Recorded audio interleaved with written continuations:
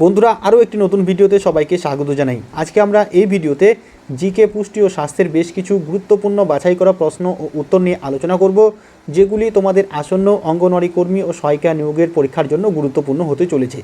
তাই শুরু থেকে শেষ পর্যন্ত ভিডিওটি অবশ্যই মনোযোগ সহকারে দেখবে এবং ভালো লাগলে লাইক কমেন্ট ও শেয়ার করবে।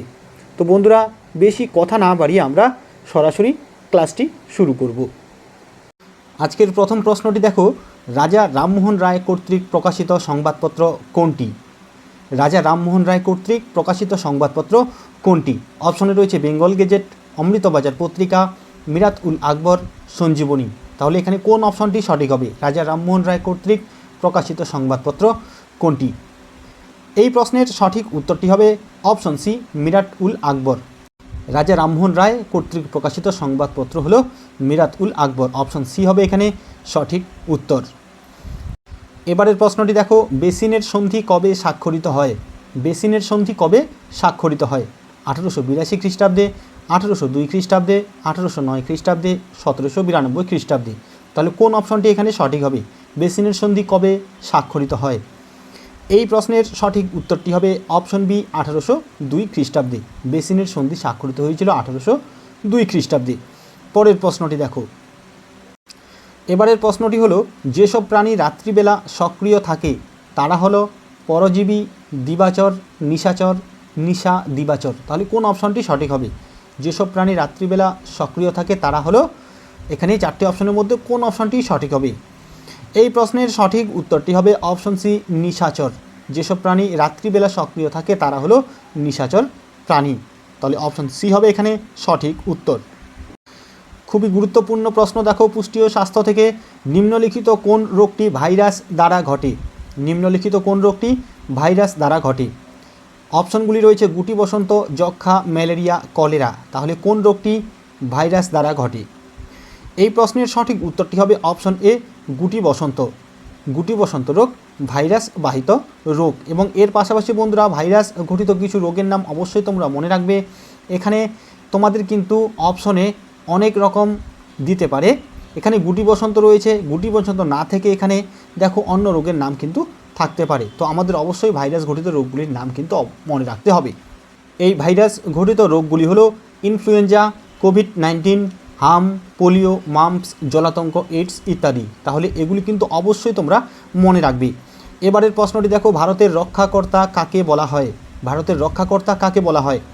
প্রথম কুমারগুপ্ত, স্কন্দগুপ্ত, হর্ষবর্ধন, দ্বিতীয় চন্দ্রগুপ্ত।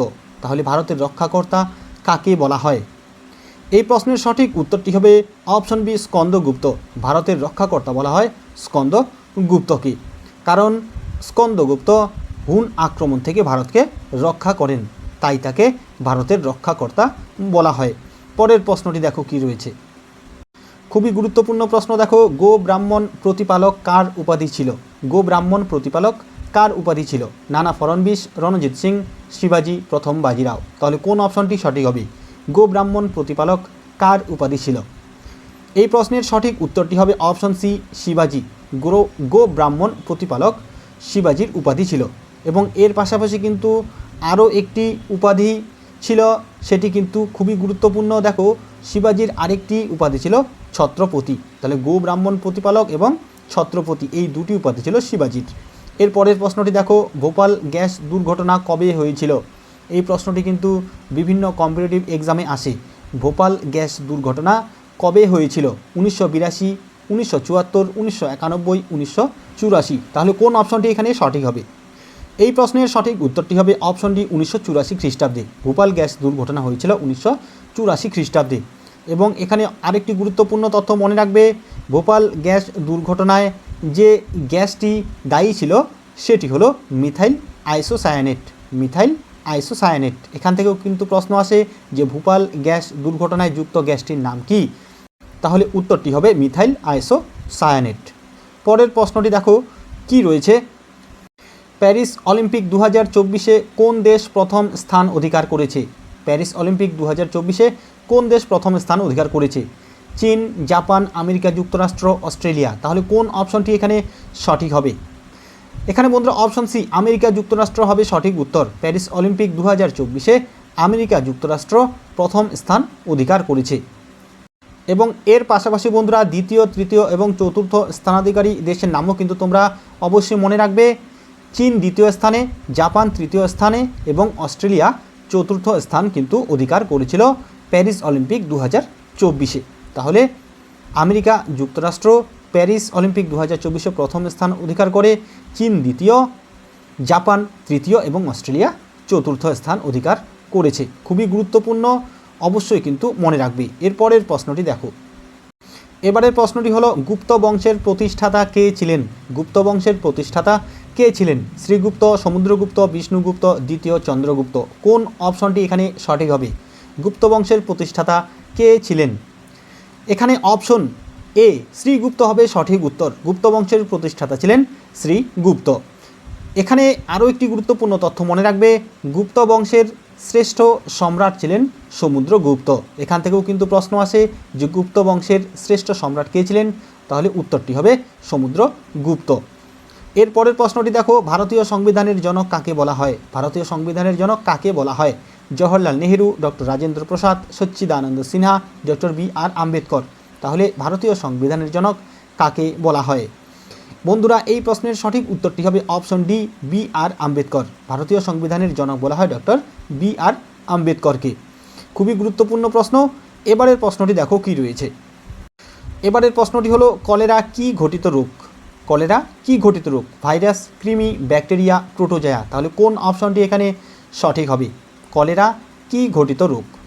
বন্ধুরা এখানে অপশন সি ব্যাকটেরিয়া হবে সঠিক উত্তর। কলেরা হলো ব্যাকটেরিয়া ঘটিত রোগ। এর পাশাপাশি বন্ধুরা ব্যাকটেরিয়া ঘটিত আরও কিছু রোগের নাম কিন্তু তোমরা অবশ্যই মনে রাখবে। ব্যাকটেরিয়া ঘটিত কিছু রোগের নাম হলো, দেখো বন্ধুরা এখানে কী কী রয়েছে: যক্ষা, টাইফয়েড, আমাশয়, ডায়রিয়া, নিউমোনিয়া, হুপিং কাশি, প্লেগ, টিটেনাস, ডিপথেরিয়া, কুষ্ঠ, মেনিনজাইটিস ইত্যাদি। তাহলে এগুলি হলো ব্যাকটেরিয়া ঘটিত রোগ। তাহলে তোমরা ব্যাকটেরিয়া ঘটিত, ভাইরাস ঘটিত রোগগুলির নাম কিন্তু অবশ্যই মনে রাখবে। তাহলে কলেরা হলো ব্যাকটেরিয়া ঘটিত রোগ। এবারের প্রশ্ন, প্যারিস অলিম্পিক 2024-এ ভারত কততম স্থান অধিকার করেছে? প্যারিস অলিম্পিক 2024-এ ভারত কততম স্থান অধিকার করেছে? 70, 71, 65, 72তম। তাহলে কোন অপশনটি সঠিক হবে? এই প্রশ্নের সঠিক উত্তরটি হবে অপশন বি, 71তম। প্যারিস অলিম্পিক 2024-এ ভারত 71তম স্থান অধিকার করেছে। পরের প্রশ্নটি দেখো। এবারের প্রশ্নটি দেখো, খুবই গুরুত্বপূর্ণ একটি প্রশ্ন রয়েছে। হর্ষচরিত গ্রন্থটি কে রচনা করেন? বাণভট্ট, কৌটিল্য, তুলসীদাস, হরিসেন। তাহলে কোন অপশনটি সঠিক হবে? হর্ষচরিত গ্রন্থটি কে রচনা করেন? বন্ধুরা এই প্রশ্নের সঠিক উত্তরটি হবে অপশনে বাণভট্ট। হর্ষচরিত গ্রন্থটি রচনা করেছেন বাণভট্ট। এবং এর পাশাপাশি আরও কিছু গুরুত্বপূর্ণ তথ্য এখানে মনে রাখবে। বাণভট্ট ছিলেন হর্ষবর্ধনের সভাকবি। তাহলে হর্ষবর্ধনের সভাকবি কে ছিলেন, এভাবেও কিন্তু প্রশ্ন থাকে। তাহলে হর্ষবর্ধনের সভাকবি ছিলেন বাণভট্ট।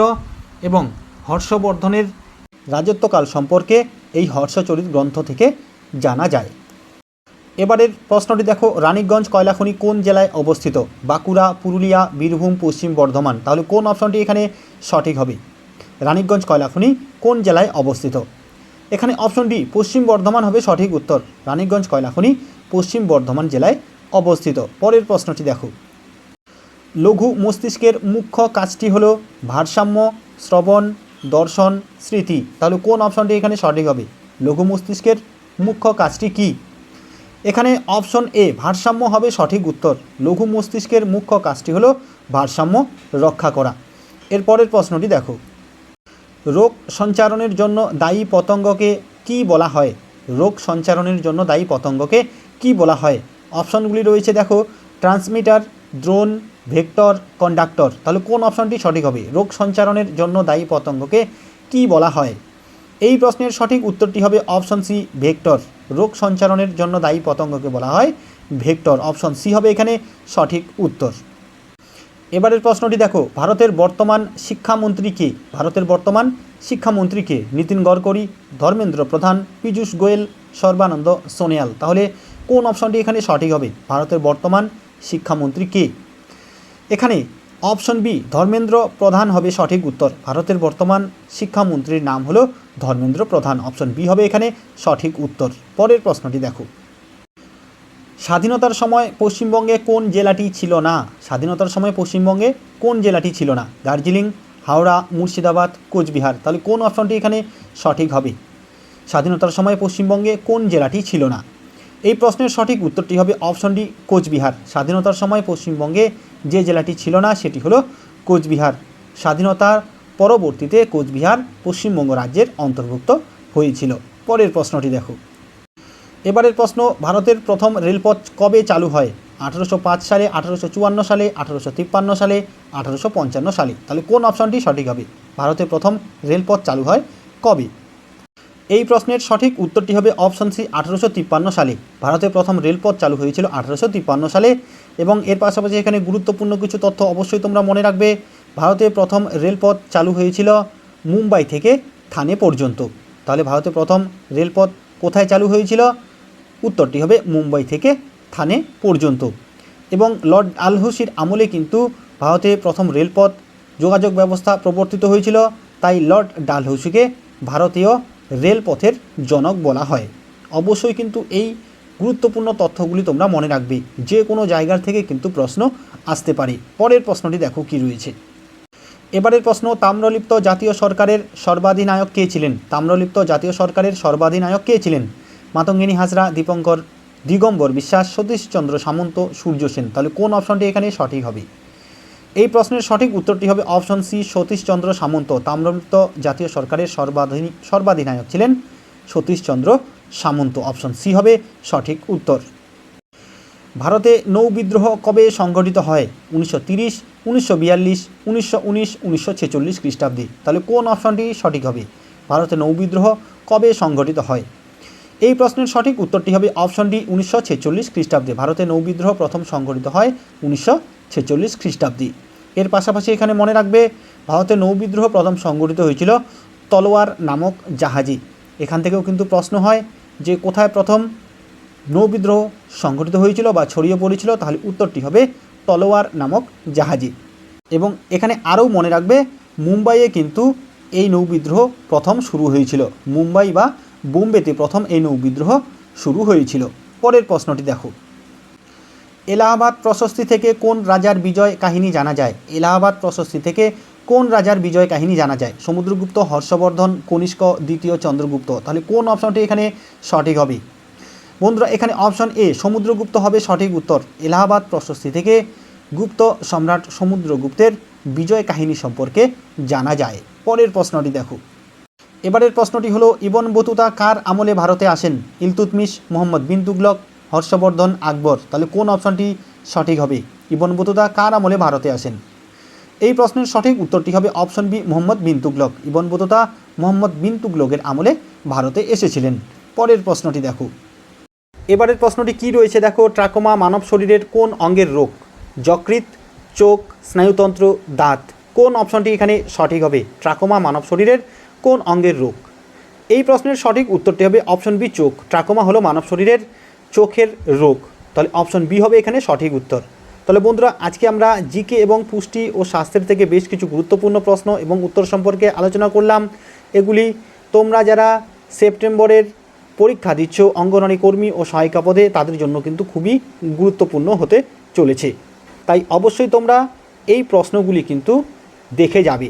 তাহলে বন্ধুরা, আরও ক্লাস নিয়ে আমরা হাজির হব। অবশ্যই কিন্তু সেগুলো তোমরা ফলো করবে। আজকে এ পর্যন্তই। ধন্যবাদ।